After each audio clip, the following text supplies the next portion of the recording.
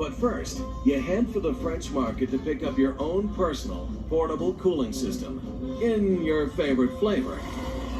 At the Organic Banana, because that's what you do.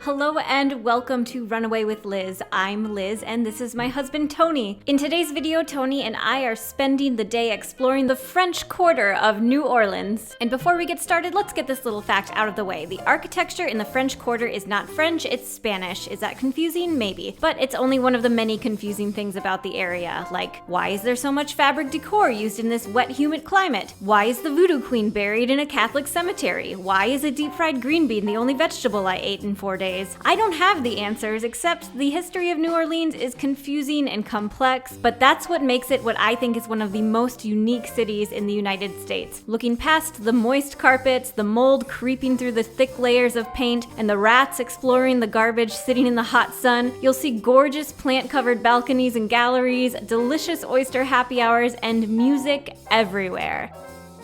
And before we get started sharing our day exploring the French Quarter, if you wanted to subscribe to the channel Runaway with Liz, where I share videos about running, travel, and general good times, thank you so much for your support.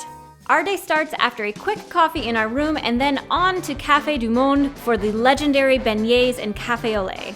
In the 1600s and 1700s, a French population settled in what is known today as Nova Scotia, New Brunswick, and parts of Quebec, but was then considered Acadia. After the French and Indian War, the British carried out the Great Expulsion, deporting around 11,500 Acadians to various parts of the world. Many of them ended up in Louisiana, and that's why you eat beignets there. The beignets are traditionally served with a café au lait. I don't know why. I just spent too long reading about the Great Expulsion, so please, if you know and you want to share why this pairing is so important in New Orleans, please leave it in the comments. Are you ready? Smells great. I'm ready. It's a café au lait and the beignets. Look at all that powdered sugar. Also, just a quick tip, it might not be a bad idea to bring a poncho just for the powdered sugar. Cleaning myself up. The powdered sugar, it's everywhere. After we've beigneted and café au lait, it's time for a quick stroll through Jackson Square and on to see the oldest active cathedral in the United States, St. Louis Cathedral.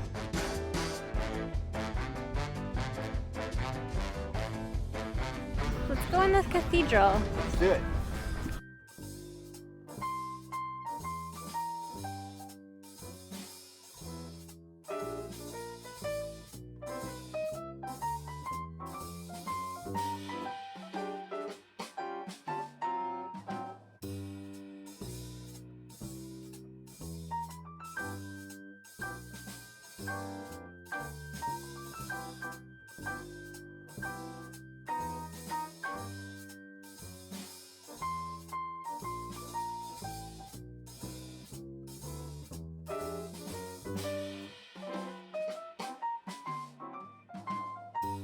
We just finished up looking and exploring the cathedral, and we don't really know exactly what we're going to do now. We've got a tour at 2 o'clock, and it's only 10, so we have 4 hours where we're really not sure what our plan should be.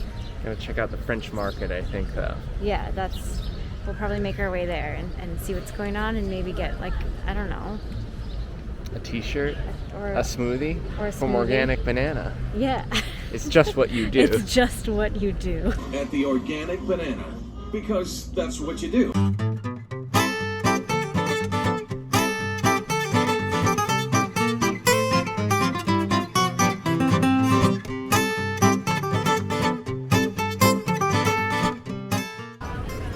You look just like a local. That's I do as locals do, shop at the French market. And after, yes, enjoying a fruit smoothie at the Organic Banana, what of it? That's what you do. We headed over to Armstrong Park where we saw the biggest duck I've ever seen. It was like a cross between a duck and a turkey and a platypus. Is it a turkey? No, it's like a duck face though. Yeah. Or a goose. Is it like a type of goose? Could be. Oh my gosh, I feel like it's looking at us. but I think it was just a Muscovy duck, which is in fact a big duck. Then it was time for our tour at St. Louis Cemetery No. 1, where we learned about the above-ground tomb burial process in New Orleans, which was introduced by the Spanish.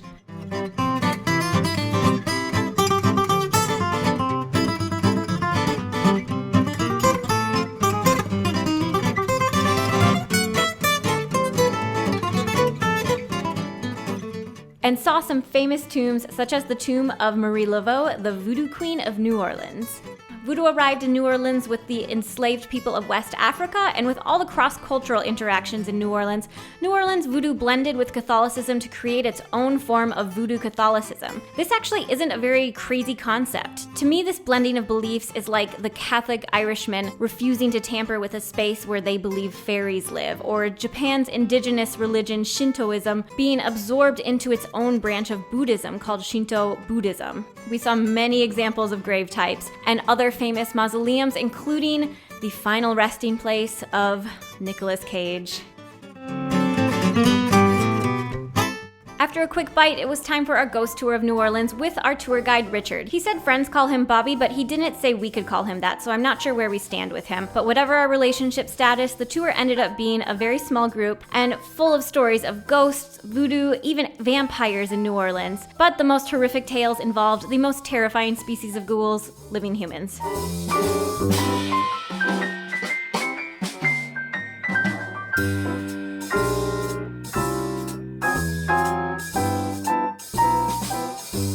After the tour, we headed back to our hotel to visit May Bailey's place to enjoy a cocktail and some jazz, ending the day on a delightful note.